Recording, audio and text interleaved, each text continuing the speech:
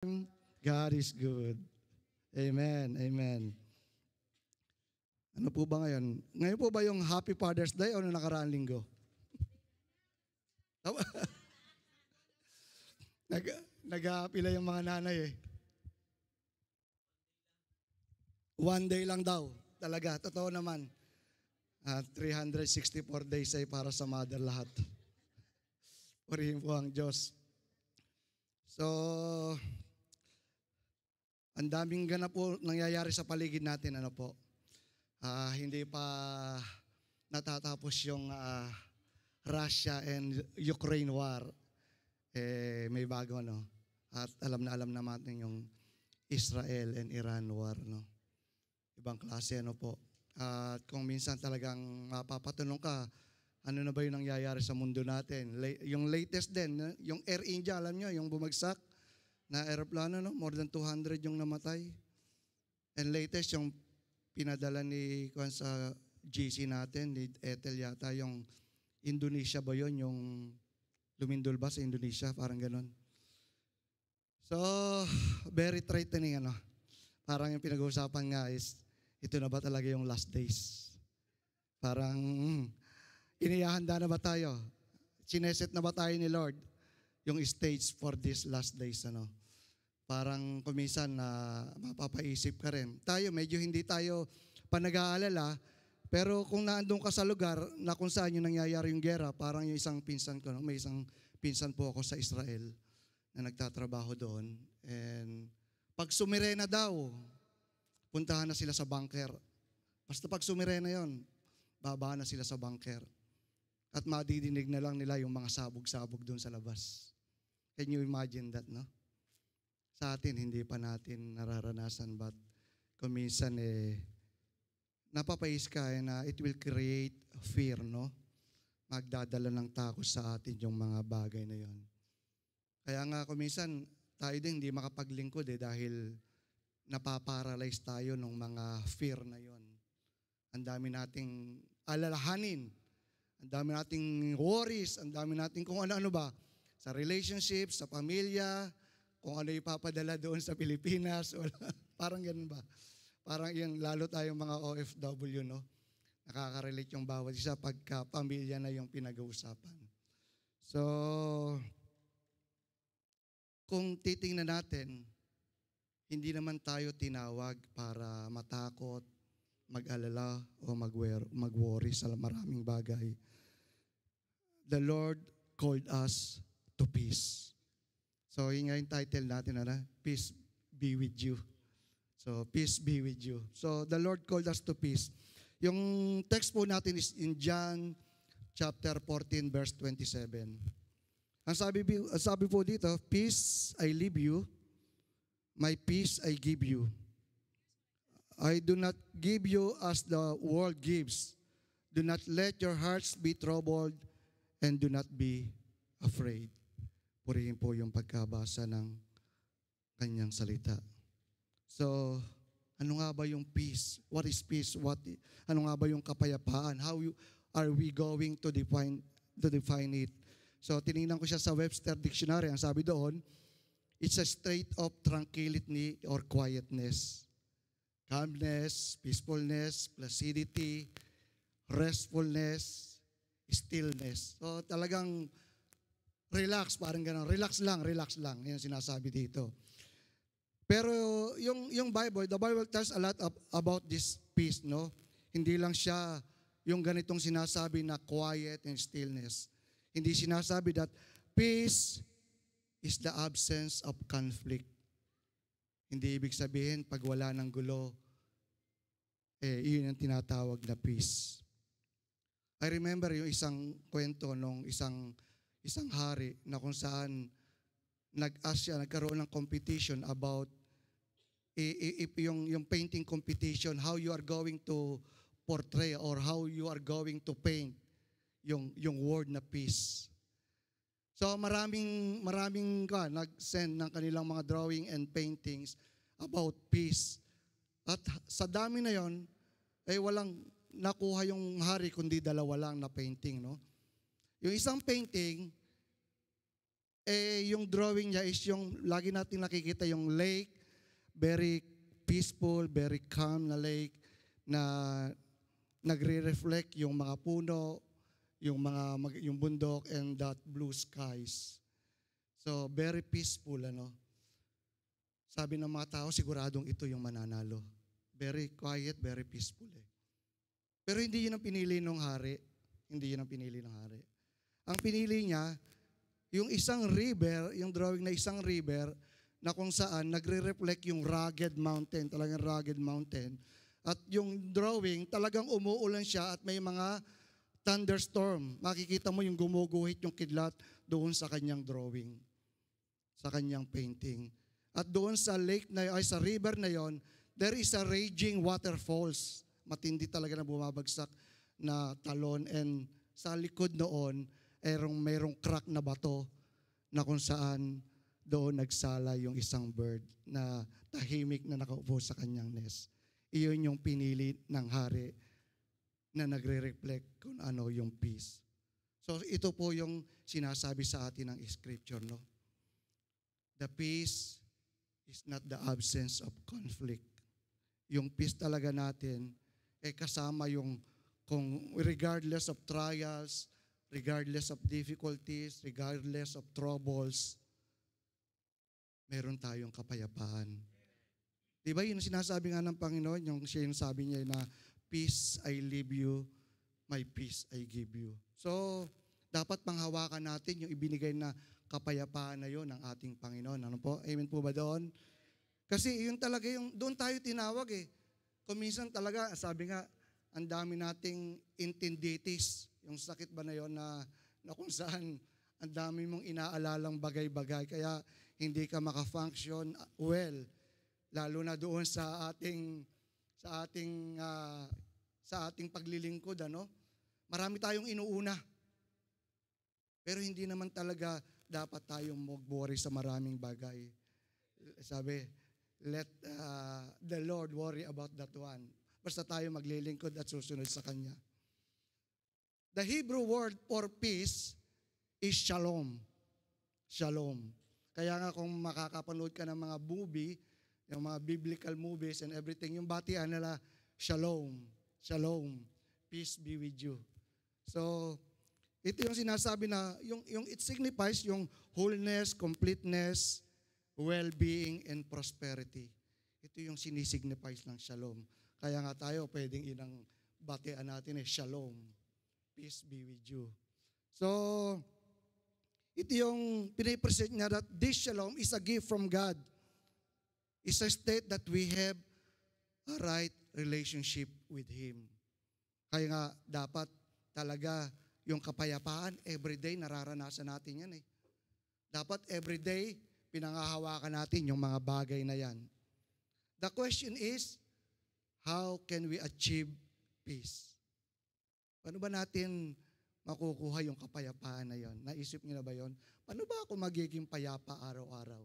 Yung despite nung gulo, despite of all the surroundings, what is happening, the wars, that earthquakes, famine.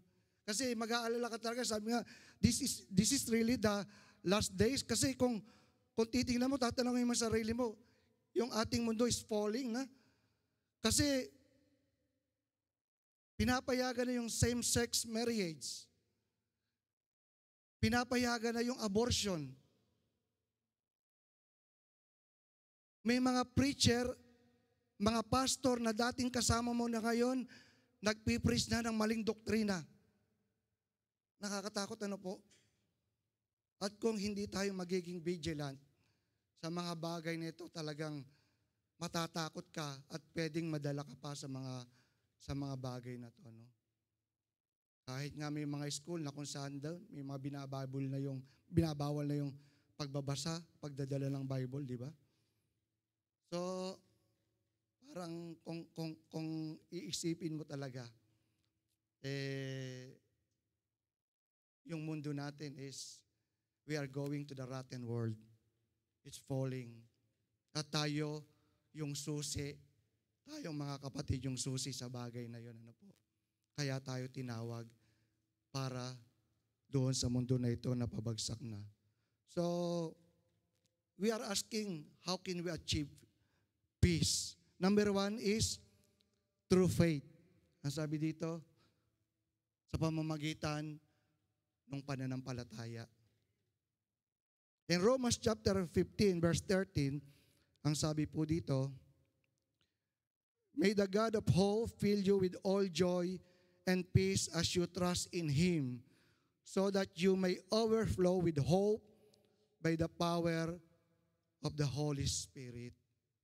What do we learn from that? Ang sabi dito, as you trust Him, may the God of hope fill you with joy and peace. So, kailangan nating magtiwala sa Diyos para doon sa kapayapaan na yon with the ministry of the Holy Spirit. Sino yung mga naka-attend nung last Pentecost, ano? Naranasan nyo ba yung kapayapaan na yon na ibinigay ng Holy Spirit sa iyo last Pentecost? Dapat hindi lang tuwing Pentecost natin nararanasan yon. Every day of our lives, dapat yung kapayapaan na yon na binibigay ng Panginoon, dapat nararanasan natin. We should be asking for that peace every day of our lives, paggising natin sa umaga. Dahil ito talaga yung kailangan natin. Kailangan nating manampalataya doon sa pangako ng Diyos. This is the kind of peace we need daily. A kind of hope and assurance from the Lord. Kasi kung minsan talaga, pagising mo pa lang sa umaga, hindi ka na makapag-isip, hindi ka na makapanalangin sa dami mong alalahanin. Di po ba? Personally, talaga ang dami nating alalahanin, talagang nag-i-struggle tayo. Kung minsan yung mga kapatiran, tahimik lang yan. Pero deep inside, meron silang mga pinagdadaanan. Salamat, meron tayong mga prayer meeting, meron tayong mga OSB na kung saan nai-relate nila yung kanilang mga sarili. Isasabi nila yung mga nararanasan nila. Pero kailangan talaga natin yung Holy Spirit sa ating buhay. Naniniwala ba kayo na talagang kung talagang iaas natin yung Holy Spirit sa buhay natin, lagi natin itong mararanasan? Dahil ito, mula nang tanggapin natin ang Panginoon, kalakip nun yung fruit of the Spirit. Ano ba yung fruit of the Spirit? The fruit of the Spirit is love, joy. In Galatians 5:22 and 23, the fruit of the Spirit is love, joy, peace, forbearance, kindness, goodness, faithfulness, gentleness, and self-control. So kasama doon yung peace. Ito yung bunga ng Espiritu Santo. So the moment na tinanggap natin yung Panginoon, nakilala natin yung Panginoon, kalakip noon yung kapayapaan sa puso natin. So dapat hindi tayo nagwo-worry, hindi tayo nag-aalala sa maraming bagay. Dapat lagi tayong nakatuon sa ating Panginoon. And secondly, how can we achieve peace? Second is through prayer. Madali lang po tayo, no? Through prayer. Ang sabi sa Philippians chapter 4, verse 6 to 7, do not be anxious about anything, but in every situation, by prayer and petition, with thanksgiving, present your request to God. And the peace of God, which transcends all understanding, will guard your hearts and your minds in Christ Jesus. Very clear, ano po? Through prayer, by prayer and petition, yung peace of God mararanasan natin. Siya yung source of peace. Hindi kung titingnan natin yung verse, ano po? Sabi dito, do not be anxious about in anything, but in every situation, by prayer and petition, with thanksgiving, present your request to God. Hindi niya sinabi na, and I will grant you all your requests. Hindi niya sinabi na lahat ng panalangin na hinihingi nyo, ibibigay ko.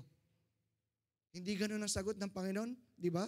Ang sabi niya, and the peace of God, which transcend all understanding, will guard your heart. Ito yung ibibigay ng Panginoon sa iyo, yung kapayapaan. This is even the better thing, yung kapayapaan. Kasi maraming beses talaga, yung panalangin natin hindi nasasagot. Maraming beses, nagtataka tayo, nagtatanong tayo, bakit hindi pa sinasagot ng Panginoon. Kung minsan ito, iniingatan lang kayo ng Panginoon.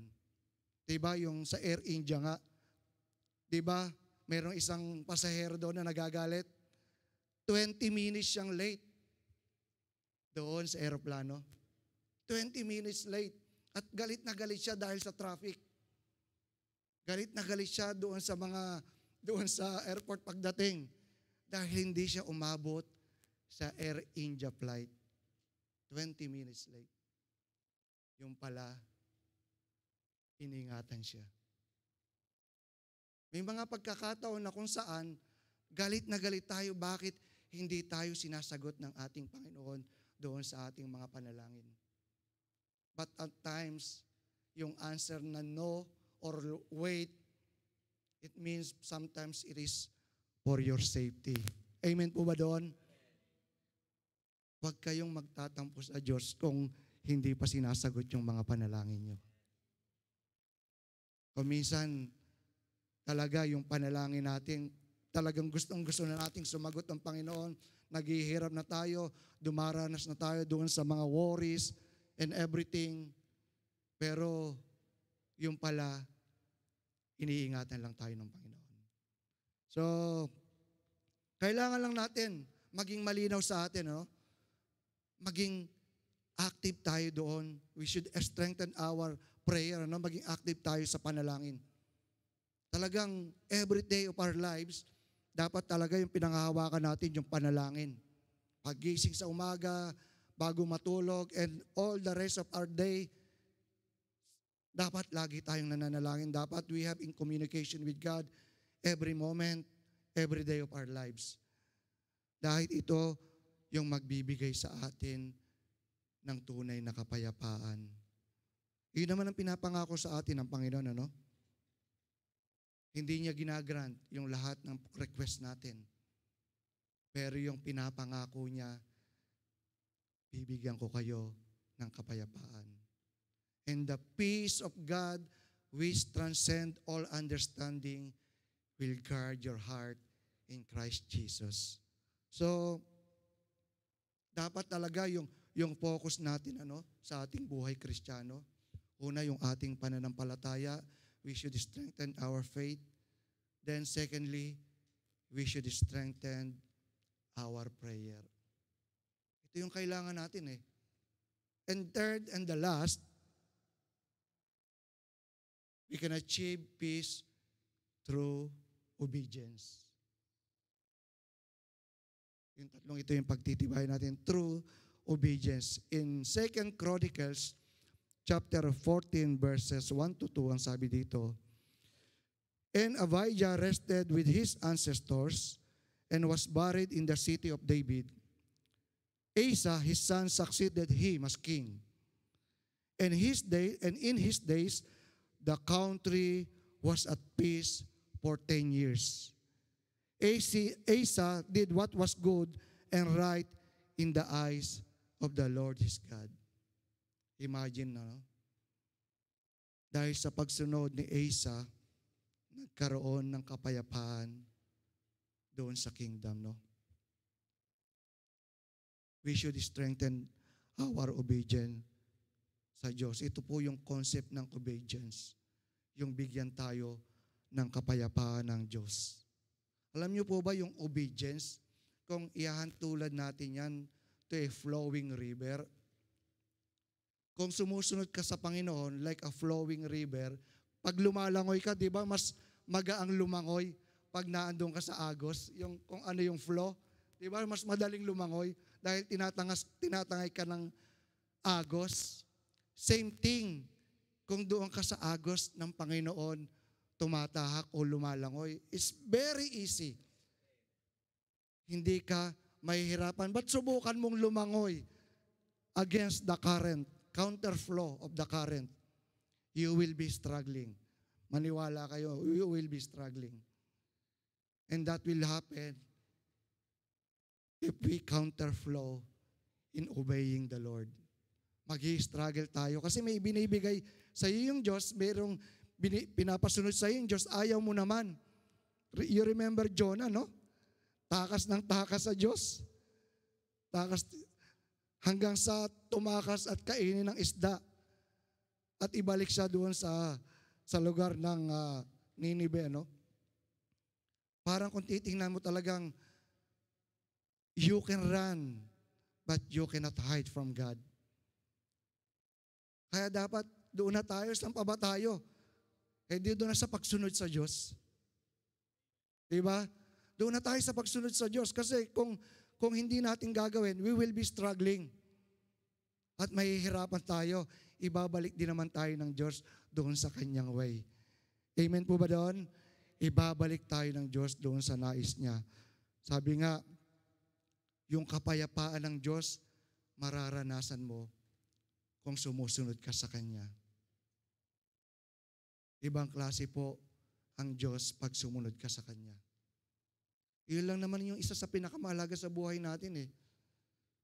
Yung kapayapaan, ano? You may have everything. You may have treasures. You may have good position in the company. Pero pwedeng nasa iyo lahat but you don't have peace. Kasi kung minsan natatakot ka pag mayaman ka na kung saan mo dadalhin yung pera mo, di ba? Hindi ka mapakali. Baka may manghingi, baka may magnakaw, and everything. Natatandaan niyo yung doon sa Bible, yung marami na siyang, yung sa kamalig, yung marami na siyang ani.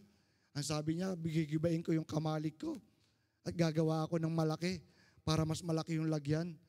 Pero sabi ng Panginoon, sabi hangal, ngayon kukunin ko na yung buhay mo.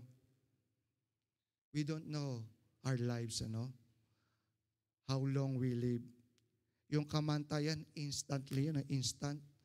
Alam nyo bang, sabi nga, pag umaattend kami ng safety, yung first aid training, sino sa inyo yung mga naka-attend ng first aid training? Yung first aid, nire-resuscitate yung pasyente. Sabi, talagang 5 minutes lang 5 minutes without oxygen. You can go on coma or you will die. 5 minutes. Kaya nga, iyon yung window para maigligtas mo yung isang na-aksidente. Habang bago dumating yung medic, pag malapit ka doon at marunong ka mag-first aid, yung 5 minutes na yon is very critical. Kailangan ma-kuan mo siya, ma-first aid mo siya. So, ganun lang kaiksi yung buhay. Very, very thin. There is a thin line between life and death. 5 minuto lang. Kaya nga sinasabi dito, we have to obey God. Hindi natin alam kung kailan tayo kukunin ng Panginoon. Imagine yung nangyari ngayon, sinasabi ko sa Air India. A lot of family in there, a lot of families waiting in London, a lot of family yung naghatid and everything. But we don't know what will happen to us the next day, the next moment, the next minute. So, kailangan talaga nating sumunod sa Panginoon. At maraming beses talaga nagugulo tayo, naaag-aalala, natatakot sa maraming bagay. But what I'm telling is, we have to strengthen these 3 topics we have. Faith, prayer, and obedience. Alam niyo po, kung papalakasin natin yung bagay na ito, magiging malakas tayong Kristiyano at higit sa lahat, mararanasan natin yung kapayapaang nagmumula sa Diyos. Sabi nga, in your presence, there is peace. In your presence, there is joy. Sabi sa awit, ayoko naman kantahin, wala po. I will linger, I will stay in your presence day by day till your likeness be seen in me. Purihin po ang Diyos. Ano po? Gusto niyo kantahin ko? Wag na po. Sabi nga, in your presence, there is peace. So, papakanta na lang natin sa music team. So, may kapayapaan po talaga sa ating Panginoon. Ano po? May nag-e-ex doon. So, let us be honest, ano po? Ang dami-dami natin itong iniintindi sa buhay. Ano? Let us be honest talaga. Ang dami nating alalahanin. At yung bawat isa ay may mga pinagdadaanan na siyempre nalulungkot yung Panginoon pag hindi natin kinukuha yung kapayapaang ipinangako niya. Kasi ang sabi niya, peace I leave you, peace I give you. Iniwan ng Panginoon sa atin yung kapayapaan na yon at hindi natin kinukuha. Kaya nga, kung ano man yung pinagdadaanan nyo ngayon, starting today, dapat i-claim natin yung kapayapaan na nagmumula sa ating Panginoon. Maraming nangyayari sa paligid. Diba? Yung mga earthquakes na yan and wars and everything. Wala tayo doon sa lugar na yon pero pwedeng mangyari. But we are praying na nawa huwag magyari at we are praying na magkaroon ng peace. But kung ito yung inihahanda ng Panginoon, dapat wag tayong malarma because all of that is written. All of that is written. Nasusulat yung mga bagay na yun, yung mga gera na wars, rumors of wars, famine, earthquakes. Sabi, this is the beginning of birth pains. Ito talaga, mararanasan talaga kung hindi sa atin sa susunod na panahon. Pero nasusulat na yan na mangyayari yung mga bagay na ito. Kaya dapat wag tayo mag-alala at matakot. But we must be ready. Tanungin mo nga yung katabi mo, ready ka na ba? Ulit nga, ready ka na ba? Kasi sa rapture, sino yung gustong magmana ng church? Sino yung gustong maiwan? Baka merong gustong magmana ng church. Kasi, sabi nga, in the twinkling of an eye. Kaya yung ayaw mo ng ma-rapture at gustong magmana ng church, may iwan. So, ito yung mabigat, ano? Kaya nga, sabi, ihanda natin yung ating mga sarili. Magkaroon tayo ng kapayapaan sa ating mga puso, ano po? Dahil ito yung tinawag sa atin ng Panginoon. Kaya yung sinasabi ko nga sa inyo, kung minsan yung iba sa atin hindi makapaglingkod, ano? Dahil ang daming alalahanin, ang daming worries. Pero isa lang naman yung hinihingi ng Panginoon, maging payapa kayo. Maging payapa kayo. Bahala ang Diyos. Yung pinaglilingkuran nating Diyos, makapangyarihan sa lahat. Sa yung gumawa ng lahat. Kayang gawin lahat ng bagay. Kaya huwag kayong magpanik, huwag kayong mag-alala, dahil ito yung pangako ng Diyos sa inyo. Kaya nga, kung napaparalyze kayo, kung nadadaya kayo ng kaaway at laging binubulong sa inyo ng kaaway, na mag-alala sa maraming bagay, alisin nyo sa isip niyo yan. Dahil ang pangako ng Diyos, kapayapaan ang ibinibigay ko sa inyo. So, I want to close this in a story. So, tinatawagan ko na po yung music team. So, magko-close na po tayo. Medyo yung story nito, medyo lately lang po. 1871. Medyo 1871. There is a story about Horatio Spafford. Sino nakakakilala? Horatio. Horatio daw. Wala nakakakilala kay Horatio Spafford? Oh, no idea.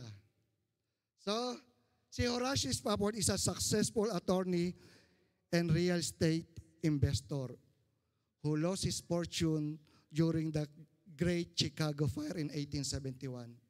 Mayaman siya. And during that time also, namatay yung anak niyang lalaki. Ang sabi doon is a scarlet fever. Namatay doon. So, punong-puno sila ng grief and everything. Ang sabi niya sa kanyang pamilya, sabi niya, siguro kailangan nating magbakasyon. Kailangan nating magbakasyon. So, first, he sets all his family going to England. Kasi naiwan muna siya, may mga business pa siyang aayusin at susunod na lang siya. So, sumakay sila ng ship, yung pamilya niya, yung kanyang asawa, with their 4 daughters going to England. Nag-stay sila doon. But unfortunately, nagkaroon ng accident. There is a collision between 2 ships. Kumulay yung sinasakyan ng pamilya sa isang ship at lumubog yung barko. More than 200 yung namatay doon, kasama yung 4 na anak ni Horatio. Yung asawa lang yung nakaligtas. At nung makarating sa England, yung asawa, nag-telegram siya. Nag-telegram siya doon kay Horatio. Ang sabi niya, I'm the only one saved. What shall I do? Ilang maliit. I'm the only one saved. What shall I do? Yun ang nabasa ni Horatio. So, punong-puno ng remorse and grief na inayos ni Horatio yung kanyang gamit at sumunod siya sa England.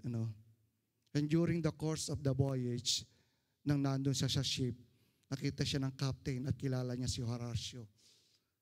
Alam niya kung ano yung nangyari sa kanyang pamilya. At sabi niya, nang dumadaan siya sa lugar na kung saan nag-collide yung barko, sabi niya, this is the spot where your family, where your daughters drowned. Sabi, this is the spot. So, tiningnan ni Horatio yung lugar. And naalala niya yung kanyang 4 na anak. At nung maalala niya yung kanyang 4 na anak, sabi niya, yung comforting words ng Panginoon pumunta sa kanya. Na-experience siya yung words of comfort and hope fills his hearts and minds during that time. Na-comfort siya. At yung comfort na yon, isinulat niya yung mga revelation siya ng revelation ng Panginoon sa kanya.